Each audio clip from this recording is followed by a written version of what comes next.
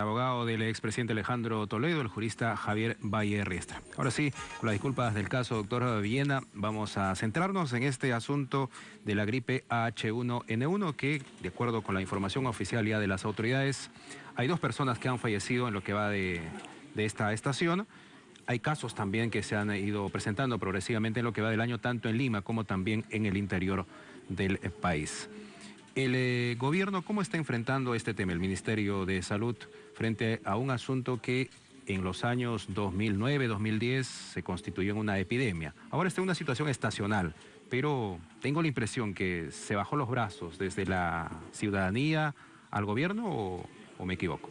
Bueno, lo que sucede es que cuando una enfermedad como esta, H1N1, que es una mutante de hace varios años y que ya está acá en Perú, se transforma en un virus que habita en una región, vamos a llamarla endémica o presente por lo menos, todo el mundo se descuida.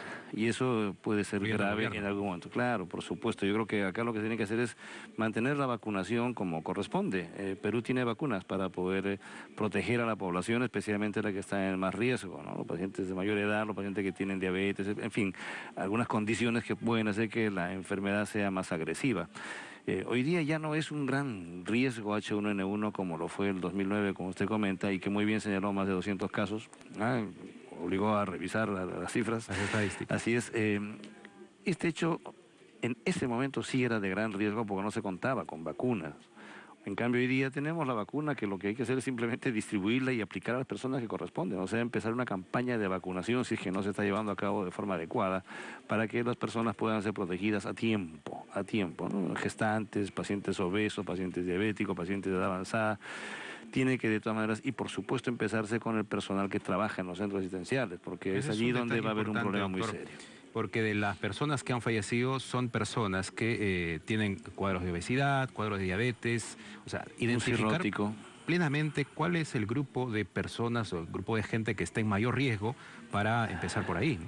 Muy bien, Richard, ese es el concepto. O sea, hay que señalar cuáles son las poblaciones de riesgo y cuáles son los signos de alarma para poder establecer si un paciente se hospitaliza o no, porque no todos los pacientes con gripe H1N1 necesitan hospitalización, e inclusive habrá un grupo que requiere hospitalizarse en cuidados intensivos, ¿no es cierto?, dependiendo de cuál es el estado de gravedad del paciente.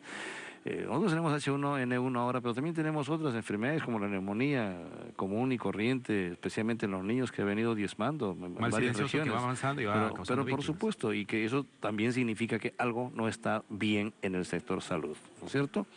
Por esa razón creemos que es perentorio que se lleve a cabo esta reforma que ha sido manifestada y que se ha considerado una necesidad. La infraestructura, el equipamiento que tenemos a nivel nacional, todo el mundo sabe que no es de lo mejor, y además el tema de recursos humanos, que es insuficiente a nivel nacional y por supuesto insatisfechos con las remuneraciones que tienen, generan pues que el sector requiera una reforma inmediata, lo antes posible. Yo entiendo que en ese sentido es que el Ejecutivo ha solicitado que se le den pues la posibilidad de legislar directamente, ¿no es cierto? Y está en manos del Poder Legislativo poder dar esta opción al Ejecutivo. Es un asunto que me preocupa, ¿no? Porque estamos en medio de esta situación de alarma, de preocupación comprensible de los pacientes, de la ciudadanía, y se anuncia una huelga de los médicos. Sí. ¿No le considera irresponsable una huelga de médicos en circunstancias como esta, con la amenaza de descuidar la atención de los pacientes, de entregar los hospitales como se hizo el año pasado? No, yo no creo que los médicos lleguen a entregar ningún hospital. En realidad eso es muy difícil que suceda, ¿no?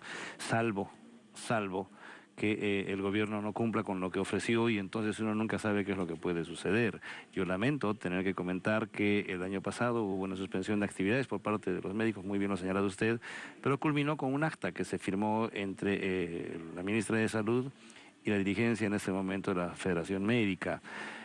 Esa acta tiene que cumplirse porque son compromisos, es un pacto, se suspende por parte de los médicos las actividades, es decir, en términos comunes, la expresión huelga, que a nosotros no nos gusta, pero hablamos suspensión de actividades. Luego decimos, se entendió muy claramente, los médicos van a reiniciar su labor, pero estamos suspendiendo esta suspensión de actividades, para que no suene redundante la palabra, diría yo, suspendemos la huelga, ¿no es cierto?, hasta el próximo año con la convicción de que no va a haber ningún problema y se va a cumplir lo que se ha firmado en el acta. Yo entiendo que gran parte del acta, nombramientos, el bono, pero ve usted lo sustancial es el incremento de haberes.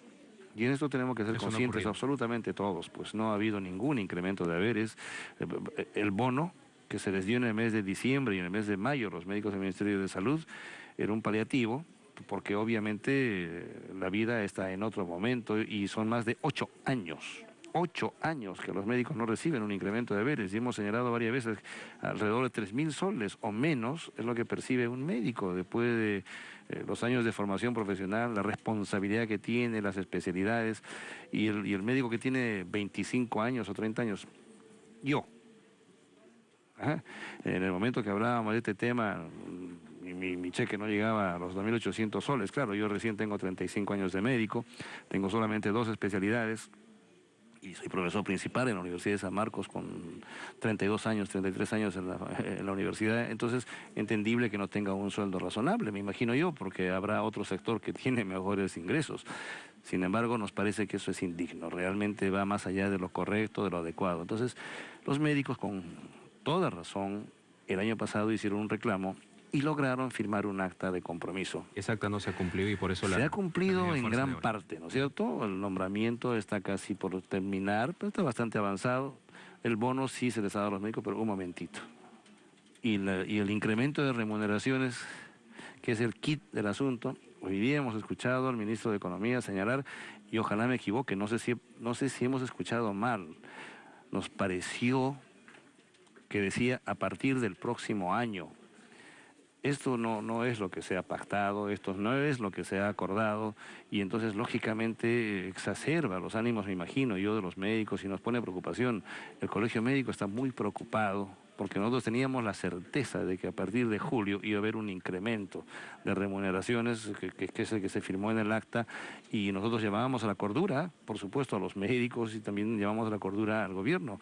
Pero una noticia como esta que esperemos haya sido un error, una expresión del ministro de Economía y no se refiere a que los incrementos vienen recién el próximo año. ¿Pero qué podemos esperar de las próximas horas, por ejemplo? Porque por un lado el gremio de médicos ha ratificado que van a la huelga de todas maneras. Incluso los tecnólogos de salud, los que tienen el encargo, el trabajo de ver los análisis clínicos, los análisis médicos, también se suman a esta medida de fuerza. Y por otro lado, el Ministerio de Salud, a través de la titular del sector, dice que la medida de fuerza es ilegal, de que ellos ya han cumplido con su parte, de que están trabajando en una reforma integral del sistema de salud.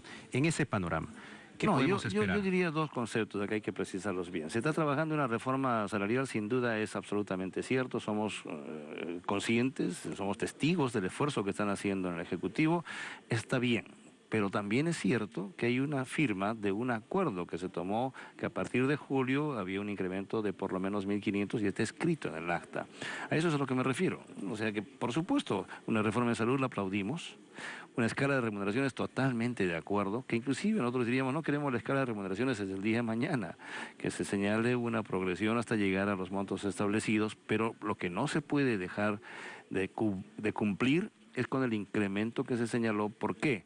Porque recordemos, lo acabo de decir, más de 8 años que no hay incrementos. En diciembre del año pasado, un bono para cubrir más o menos las deficiencias. En mayo, otro bono.